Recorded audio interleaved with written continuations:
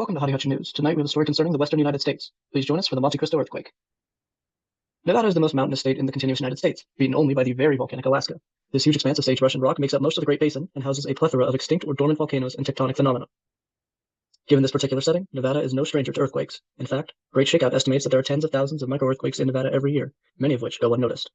Even with most quakes being so benign, the occasional big one arises, and when it does, it garners the attention of researchers and everyday people alike. In 2020, Nevada was rocked by the biggest earthquake it had seen in 65 years. At a magnitude of 6.5, this quake's effects lasted even after its initial shake. The quake occurred in the Walker Lane region just east of the Sierra Nevada block. This area is especially prone to earthquakes due to its abundance of faults and sliding rock. We'll dive into the mechanics behind that shortly, but know that for people of Nevada, where earthquakes are so common, being able to monitor and respond to these shakes is critical. Walker Lane is the setting of today's story, but before we begin, we'd like to provide you with some details about the geology of this area. Specifically, Walker Lane is massively prone to earthquakes, and as we mentioned before, this is due to what are known as faults. Faults occur when pressure forces build and put strain on rocks. This pressure could arise differences in the speed of crust movement or from tectonic plates, pushing into one another as a few examples. Eventually, this strain overcomes the rocks and they break apart and slide against each other. This site of sliding is what is known as a fault.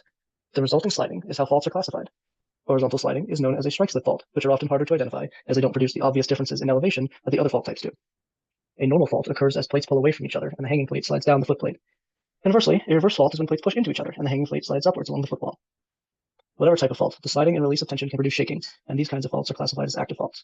Walker Lane has many discontinuous active faults, which fortunately don't produce large earthquakes, as they simply are not that long. However, many of Walker Lane's faults are undocumented, and as such, we sometimes get surprised by larger earthquakes like the Monte Cristo. So you've heard us mention this Monte Cristo earthquake, but what really happened and what's the damage like? Well, a strike slip fault around 35 miles west of Tonopah, Nevada, had built up a lot of strain and finally burst. As the rocks broke, all that force was released and the ground split as the earth moved. The surface rupture extended 10 kilometers west of Highway 95, and minor surface cracking was observed east of the highway as well. Lateral offsets, or the horizontal movements of the now broken rocks, of 10 centimeters were observed, and vertical offsets, aka vertical movement of the rocks, of the same magnitude were also observed in some locations. Now, these numbers may not seem like much, but remember we're talking about massive blocks of earth crust. Tectonic plates typically move less than 10 centimeters per year, and though these rocks are much smaller than tectonic plates, even rapid movements of a few centimeters are considerable. Another burning question now. After all this emphasis I'm putting on this earthquake, how much damage actually occurred? Fortunately, the fault that ruptured was in a pretty remote location, so no deaths were reported, and the total infrastructure amounted to only around $700,000 of damage. So why all the fuss? It's done and over and not much happened, right? Well, not quite. Well, we're happy the initial quake wasn't too bad. Bigger earthquakes like the Monte Cristo don't usually go down easy. The largest residual impact of the Monte Cristo earthquake is aftershocks. As of June 2020, the Nevada Seismological Lab has tracked an astounding 6,500 aftershocks. Within that tremendous number of aftershocks, 4 have had a magnitude of 5 or higher. An associate director of the Nevada Seismological Lab stated that the aftershocks could continue for a decade following the earthquake, and we could expect a 99% chance of magnitude 3 or higher aftershocks with as many as 49 occurrences.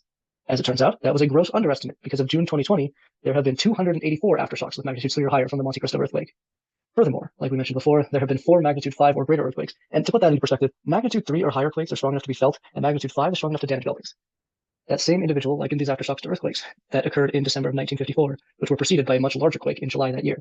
They state that the area may see many more aftershocks, so the locals in towns like Tonopah may want to prepare themselves for a shaky next 2 years. But what if you're not a Walker Lane local in the earthquake-prone expanse that is Nevada? The broader impacts also originate from the aftershocks, as they may cause damage to highways, such as Highway 95. Damage to US Routes 6 and 36 also occurred, and recurrences of that damage may impact the ability to travel through the state. Additionally, when faults finally break, they transfer the strain to the surrounding faults, often breaking them too. Hence, the shock of the Monte Cristo earthquake may put other parts of Walker Lane at risk for earthquakes, potentially leading to more damage in other areas. Instability in Walker Lane may have substantial economic consequences as well, since Walker Lane is heavy in mined resources like gold and silver. The aftershock may make these mining operations more dangerous or damage infrastructure involved.